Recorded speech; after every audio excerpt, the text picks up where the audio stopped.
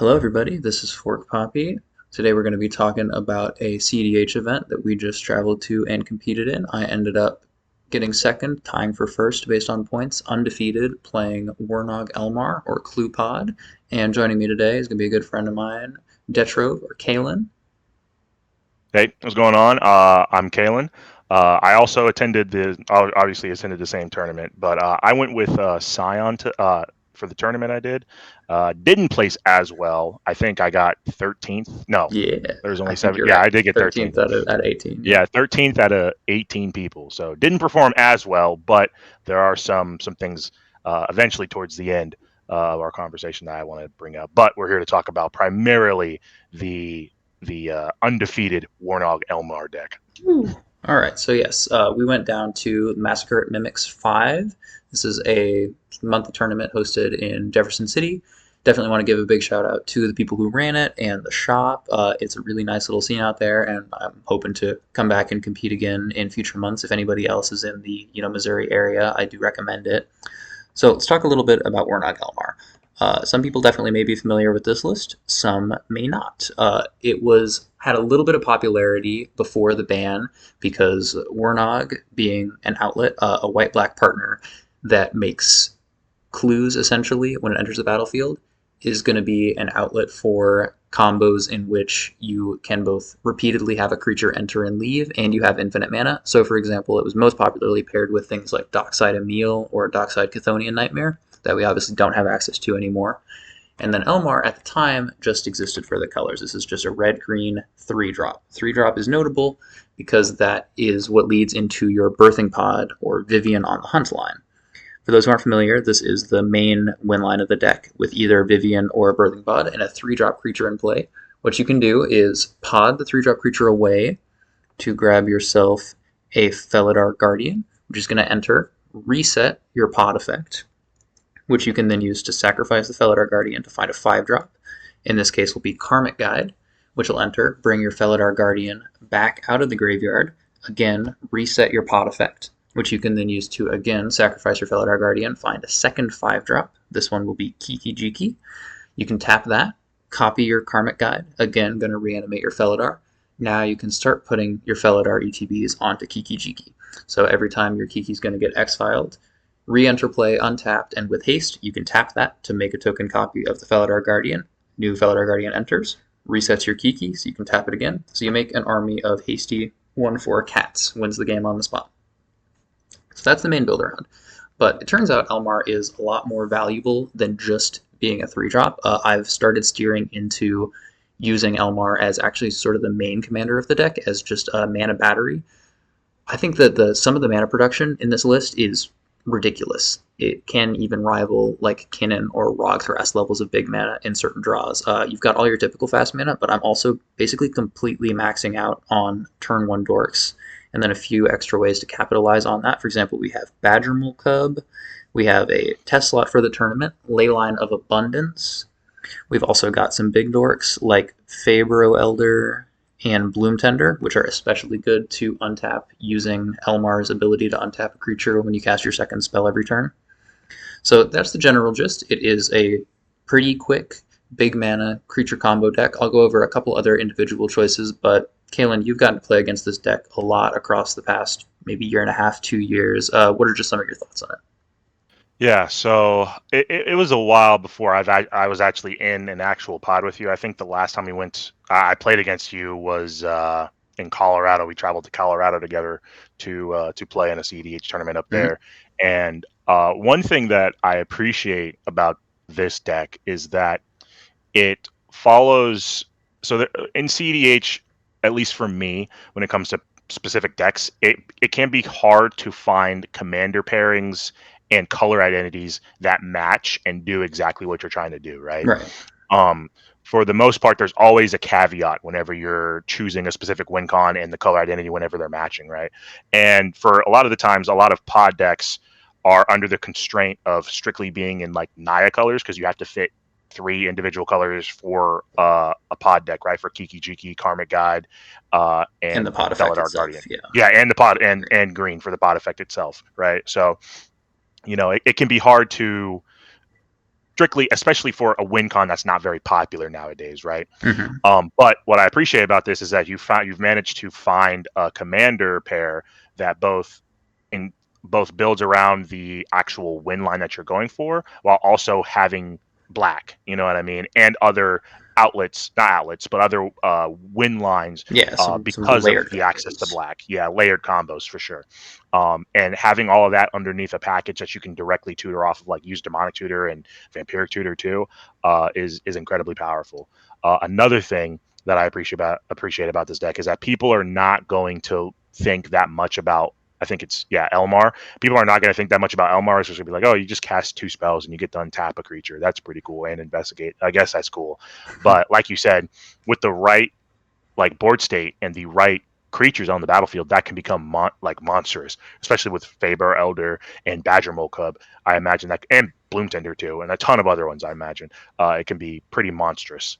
So I like the package. I like the commanders. It all works well together, and it all synergizes incredibly well together. So Yeah, I think that's been my feeling as well. You can definitely tell from looking at it that this is pretty heavily a Naya deck. Really, it's a Selesnya deck. Both the red and the black kind of feel like splashes. Black is here largely for the unconditional tutors and then a few engine cards like Lotho. And then red is you need it for Kiki Jiki. You happen to get a little interaction, a little fast mana. Hexing Squelcher, which I definitely want to highlight. This is the kind of deck where you're obviously going to play every Grand Abolisher effect possible. And Squelcher is just ridiculous. The fact that he's already caverned himself is just it makes no sense. This card is way too strong. This is the first time I've actually gotten to cast it. I've been a little bit out of cEDH for the past several months, and one of my wins this tournament was based off of this because it's just so difficult to interact with. yeah, It has Go ahead, tell them how long you haven't played cEDH, and then you go to like a first local tournament, yeah. local-ish tournament, and then you top, and then go undefeated. What can I say? I'm just hoping to do it again next month. That's all there is to it. So let's talk a little bit about the other win lines and play patterns of the deck because we've got to touch on it a little bit.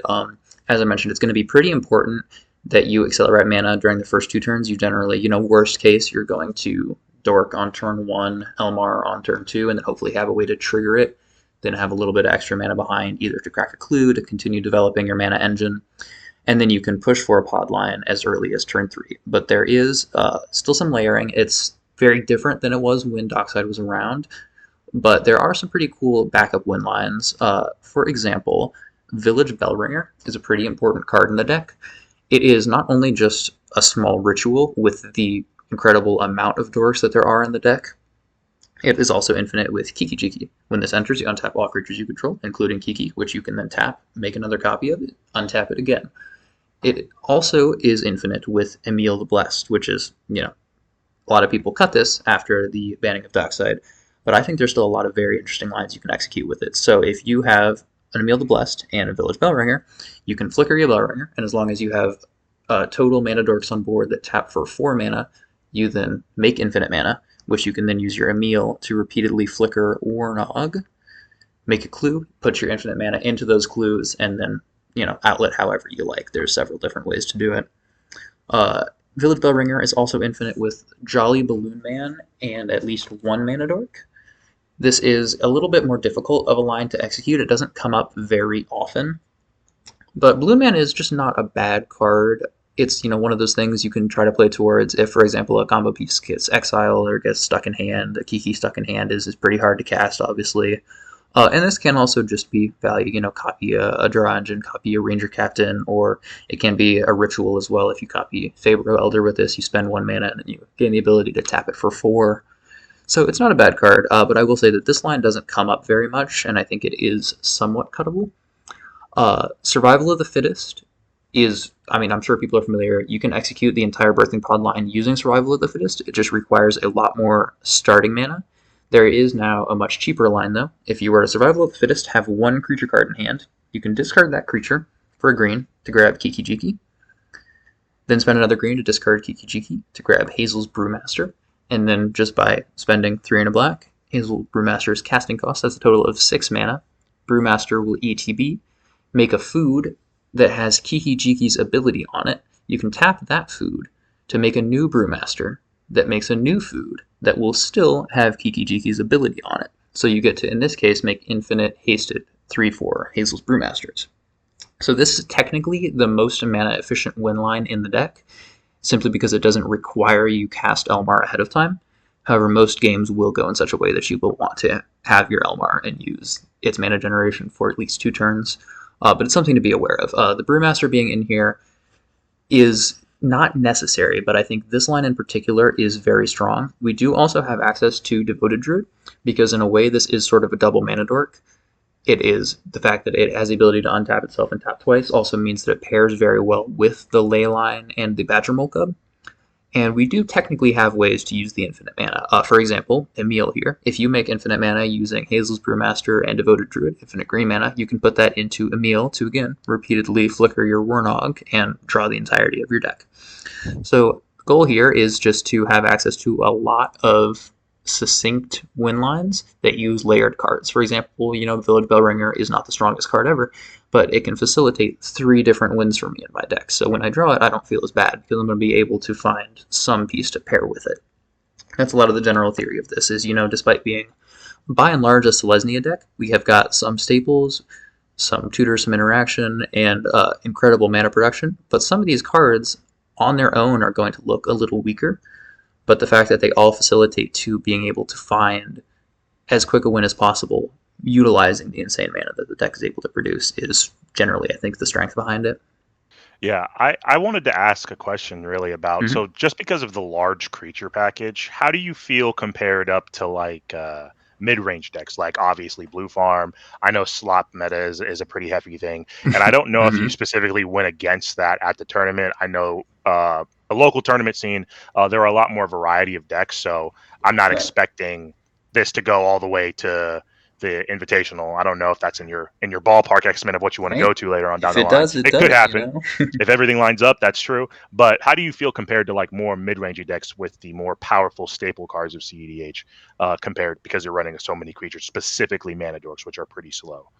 Yeah, that's definitely understandable. So I didn't run into a lot of them in this event. My understanding has been that, yeah, it's not all blue farms you see running around anymore. What we call slop, the Rogthras type piles, that is what's occupying a much larger chunk of the meta share. And this does operate in a similar niche to those. We are still focused on using our large creature package, our dorks, and we do have access to Gaia's Cradle as well, but it's not the kind of thing that we frequently tutor out. It's going to be playing on a similar access to those, and I know that there are a lot of decks that can be built to cannibalize that, or at least, make their lives a little bit more difficult. So I don't think it's impossible that, yeah, Blue Farm could be a tough matchup just for having higher average card quality and being ready for decks like Rogthras, which you could potentially answer somewhat similarly. Luckily, that wasn't something that I really ran into in this event, but it is definitely something to be ready for. Yeah, 100%. But I also think there's a strength in the fact that all of your cards kind of perfectly play into each other, so that even when the Kiki thing doesn't happen and Kiki goes to your graveyard, the only Mm, way that really the deck can function, like really, really stop, is not really stop, but even if like your Kiki goes to the graveyard, there are still lines that you could pursue if the yes. game does go for a long time, like you said with Hazel's Brewmaster. So I think that is a point in your favor in compared to other traditional, like Blood Pod, right? That deck is not really played as much lately No. because people are playing in a much more mid-rangey style, and the stacks are not really affecting them as hard because you can pretty much play through stacks, Yeah. right? And then just So wait to answer it until you actually have the win super yeah, protected. 100%. So So you're I'm not too taking, focused on that at all. I'm trying to match that speed level as much as possible. But then say, mhm, my if I push first and it gets stopped, that's understandable. I do still have some strong engines, and I have the ability to, grind back into the game if it becomes a grind fest. Other people push win attempts, use their interaction. I still have lots of other outs that I can draw towards. One thing I didn't get to mention, and this is sort of relevant, is on top of all the wins that we've covered, Comball is sort of a pet card of mine, but I do think it's genuinely good. It copies the first token your opponents make every turn, which sort of makes it like a clone of their Lotho or Tithe or whatever. Smaller scale, of course, but solid. And whenever you create a token, this one is not capped to once per turn. Every single time you create a token, you get to drain 1 life from all your opponents. So this is the deck's out to ring protection, because so many different combos in the deck. For example, the Brewmaster, Kiki, Felidar, those are all going to be creating infinite tokens. So from all the different pieces that we have in the deck, you can generally find a way to close the game, regardless of any circumstances, permitted that you get the chance to do it. Mm. Yep. Yeah, it's pretty sick. I also wanted to ask, did the thought of Shang-Chi at all cross your mind to help speed up the process for mana dorks? I know it's a little bit of a unique case because Shang-Chi's mana can only be used for creature abilities, I believe. But has that Yes. thought crossed your mind at all, especially after this tournament playing cEDH for the It first has. time in It a was while? it was on my radar. I found a slot for it in the list and everything. But that did give me pause as well. The fact that I had so few places to truly use the mana that Shang-Chi himself produces. I think there's still a very good argument that it is probably the best haste enabler available, and I'm very happy that we have a mono green creature haste enabler for some other decks. And there's a chance that just, the speed that generates with the dorks, especially the big ones like Bloom Tender and Fabro Elder, that may well still be enough. I just wish that I had more to do with the mana that he makes to really reduce that opportunity cost and make it, quote unquote free. So that's why I didn't include it in this, but that is high on the list of, considerations and possibilities. And there's a lot of things that you can do with these partner pairs. For a very long time, I had Abdel Adrian in the list because, Abdel Animate Dead goes infinite with a ham sandwich. It gets outletted by the Ring. It gets outletted by a Mana Rock, by Orchestra Masters, Tataru, by Wernog, and a Mana Rock. And we do play out of the graveyard a little bit. For example, we have access to the Brewmaster line. So I think a build of this that uses Abdel and Entomb effects could still be very strong. At one time, I was on Buried Alive. You mentioned that Colorado tournament that we attended together, the one time we've gotten to compete against one another in a tournament. I was playing this list. I was trying to execute a Buried Alive line where we discovered you can just Buried Alive all of the pod creatures, a Kiki, a Karmic Guide, and a Felidar. And if you can find a way to reanimate this Karmic Guide, you can just complete the pod line from there. Karmic Guide, grab Felidar, flicker it, grab the Kiki, or either way around works too. And I was able to push this line turn 3 for C and almost get there. But I got homie-sided. Yeah, is that when I dim-conned you for Yeah, a you draw? decon. But didn't even opt for Yeah. the draw. We kept playing it out. I think we did find the draw, so Oh, no hard damn. feelings. Thank But God I I ended don't a draw. That forget. was a big miss. That was a big mess up on my part. I take that. Yeah, that was my bad. But yeah, that's a kind of draw scenario. But the speed that this deck has, I suppose we can talk about our rounds itself now. I did get to have some at that speed. My round one was not anything all too impressive, truly. It was, going to be my first game of cEDH basically this year, tournament cEDH, yes, for all of 2026. And I had just put the Leyline of Abundance in the day before the tournament. I was really excited to try it. So I mulled down to 6, and I really didn't want to go lower than 6. I saw Leyline, I was hyped to see that. It's pretty bad anywhere outside your opening hand. So I kept a hand with Leyline, Soul Ring, D-Druid, sounds like the kind of mana production the deck's looking for. Only thing was, it was a 0-lander.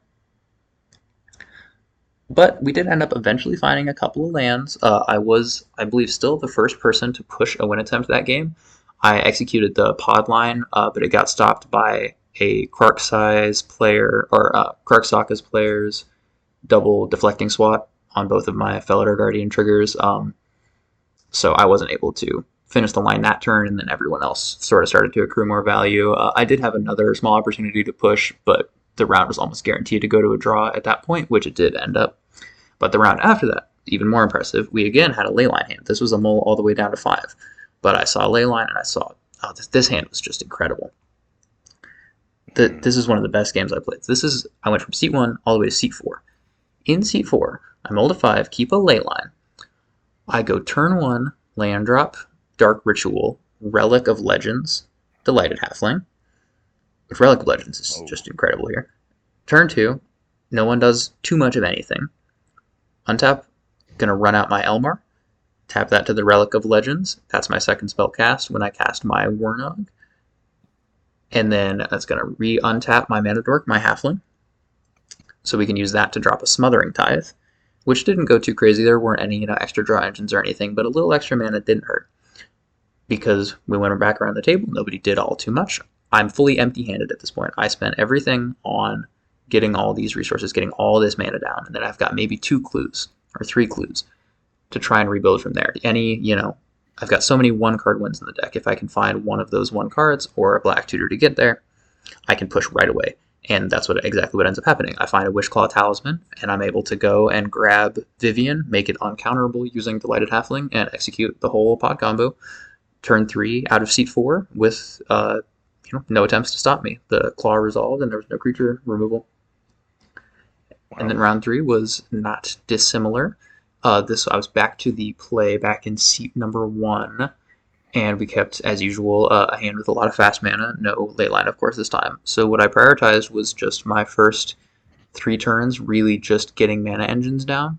I ran out a Devoted Druid, which I kind of like because this is possible to soak up removal, that because people think this is going to be my combo piece.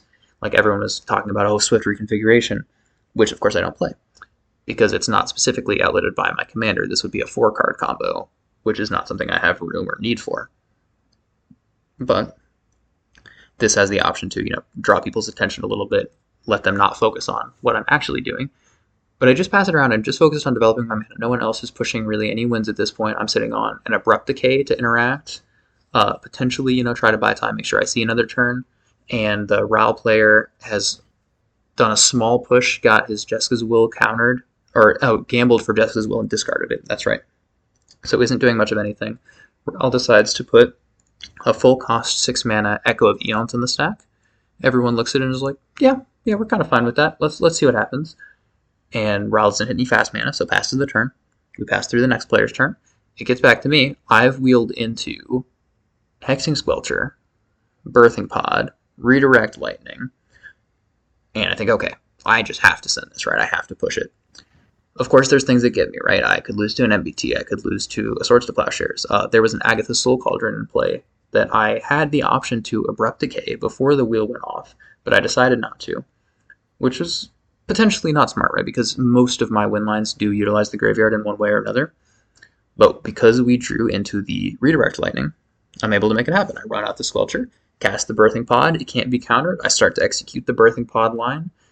Of course, my opponents go to Agatha's Soul Cauldron, my Felidar Guardian. When I try and reanimate it, that I can Redirect Lightning away. And the only other interaction for the board, once I was putting my pod combo into play, was an Amphibian Downpour, which, public service announcement, does not really stop any of this. Right, you put it on my Kiki Jiki, I'm going to flicker it with the Felidar Guardian. It's going to come back with no aura on it. Same thing.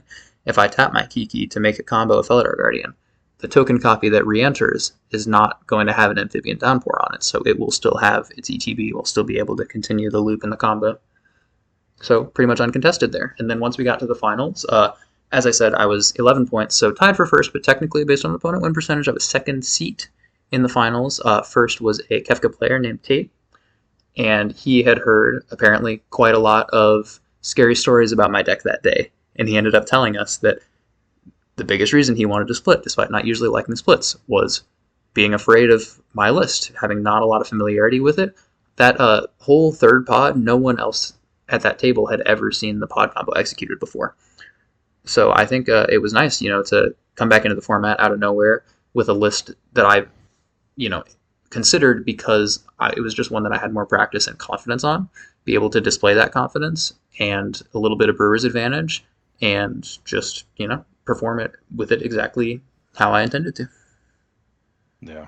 It's really interesting that pod has been around for so long in cEDH, and now that it's not as popular, maybe it was newer players, or maybe it was just players who were kind of in a centralized area in their own meta, you know what I mean, who didn't know about it. It's kind of interesting that now that it's been kicked off to the wayside because it's not as popular. These specific players didn't necessarily know about it, but I'm sure they took that information with them when they went home. They're looking up all the decks that can run it. They're looking up all the stuff that can do it. They're looking up all the blood pod stuff, and all that type of thing. So yeah, I think it's very interesting. It put up a good showing. Yeah. So I don't know if that'll happen again when we go back, but I just think that's very interesting for sure. I ran a poll on my channel to decide what deck I wanted to play, right? I'm out of practice on everything. This was one option I included because this was, specifically recommended to me by some of our friends in the cEDH community, was like, you should probably bring that list because it's what you brought to your last 2 tournaments. It's something you have the most confidence on. And it doesn't look that bad, Mm. Obviously, it's not Blue Farm, Sisay, Roxette, but it is like it's got strong potential, especially when people don't necessarily see all of its little tips and tricks coming. Yeah. So I was pretty Was your happy to see strength in that this this won tournament? the board. That was your strength that it wasn't Blue Farm. That was 100% your strength. Absolutely, yeah. I wouldn't have wanted to slog out games on Blue Farm in this kind of metagame, truthfully.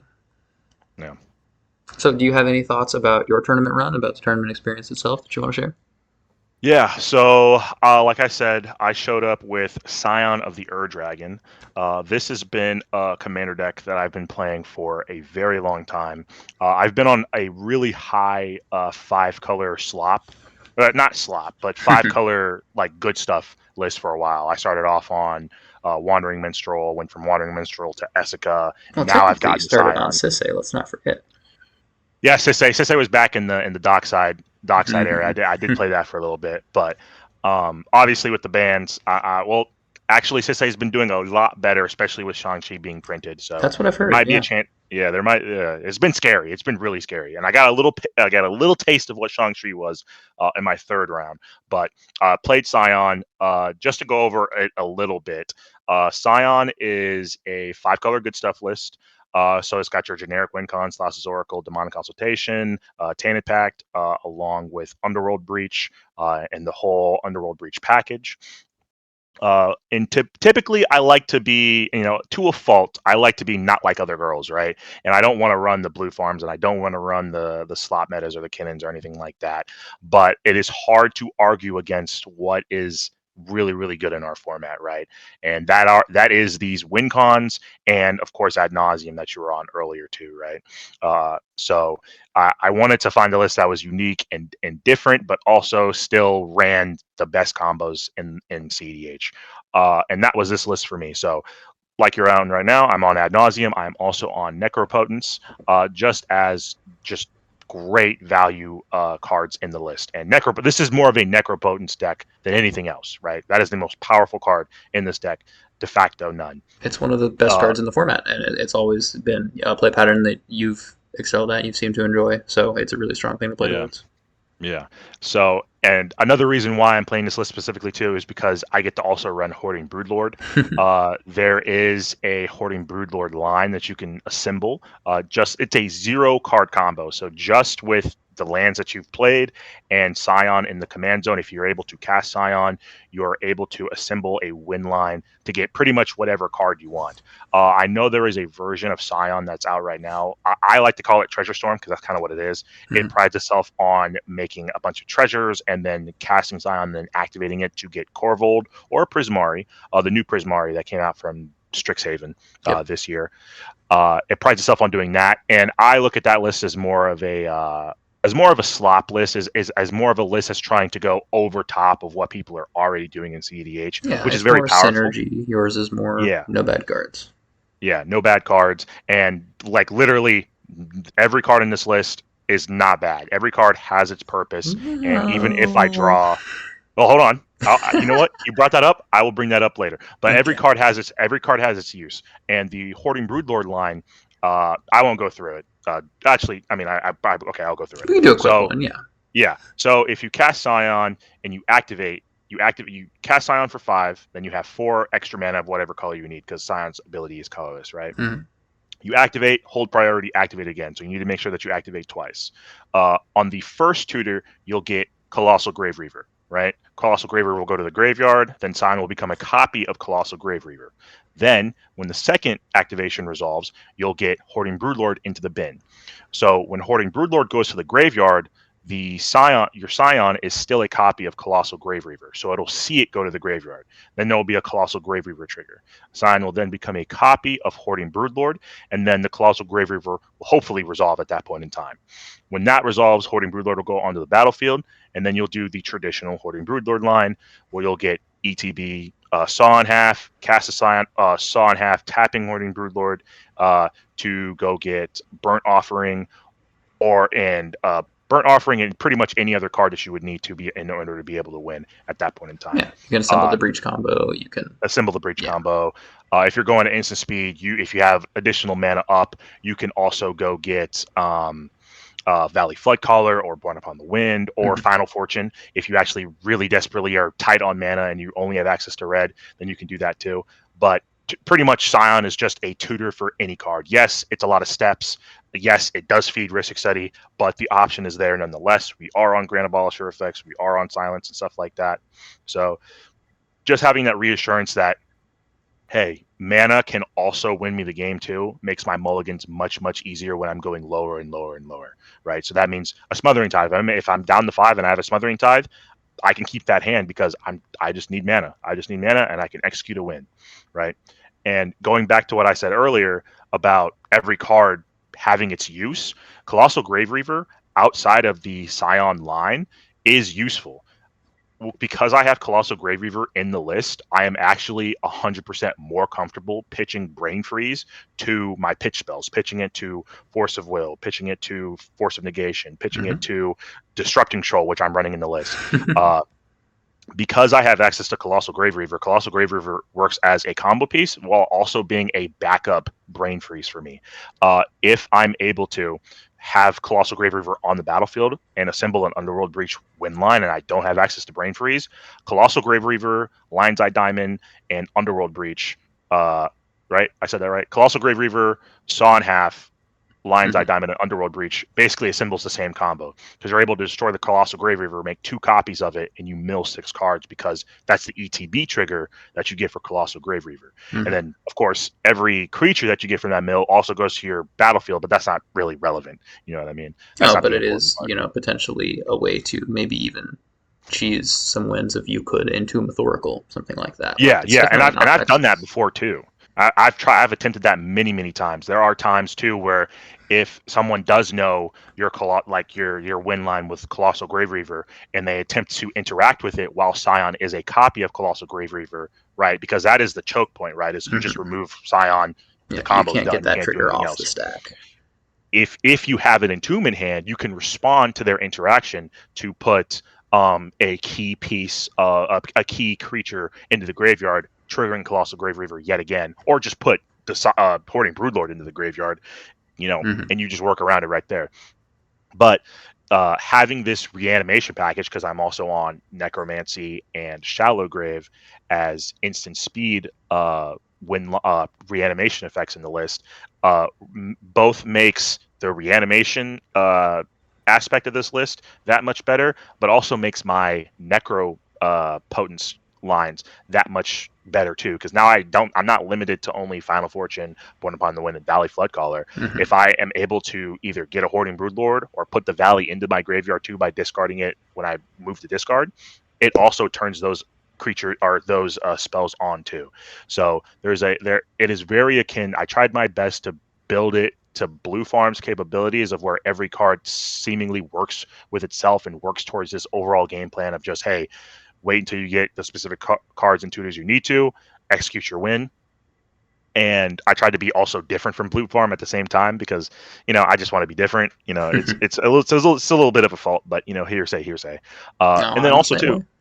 yeah, and then also too, like just because I'm running, and also too, I'm running, these giant dragons, and my ad nauseum is still decent. There have been games I've played where I've main phase and ad naus, and I've been able to put up win attempts. You know what I mean? Like the wins are there. If every Yeah, card is even good in with your A drops deck, in the deck. yeah, even with those 2 in the deck, I can still main phase and Adnos. It's risky, of course, 100%.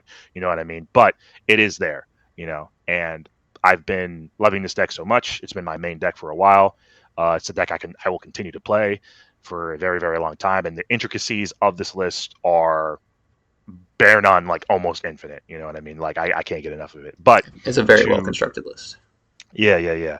So yeah, it ended up that our first seat in finals was Kefka.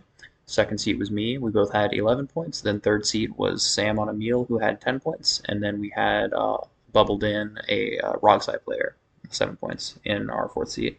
And as I mentioned, we ended up doing the split. It was a box of Marvel, so nothing huge. We got 3 packs each. We did end up, making at least our entry back. We opened a couple of cool things, got to do some trades, and we ended up running a draft after that as well. Our head judge, Brady, owns a Value Vintage Cube, and that was one of the offers. It was like, hey, if we split, we don't play this finals, we can go draft that cube. And I love cube. I love value vintage. I so rarely get the chance to cube draft in person on paper. So that was, very exciting offer to me. And even though we only got to play one round, we only got, I believe, 5 people to draft. Still a really fun time. Yeah, unfortunately, you got to play against me, which was kind of a free win for draft. I don't draft. I never draft. I never draft at all. I usually, whenever I'm drafting, I'm usually building a commander deck. Yeah, doing our cEDH cube, which, hey, at least we Yeah, can get you to do that much. yeah, for sure, for sure.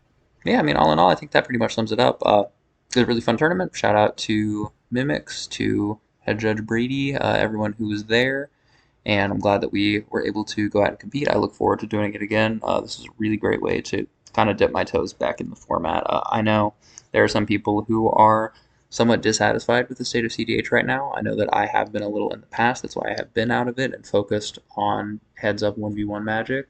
But hey, I had fun and I'll do it again. And I've got a couple of pretty interesting options that I'll be including in our poll for what deck I should bring to the tournament next month. So keep your eye out for that. Thank you very much for joining me, Calin. Yeah, man, it was fun. Can't wait to talk about it again. See you in the next one, everybody. Later.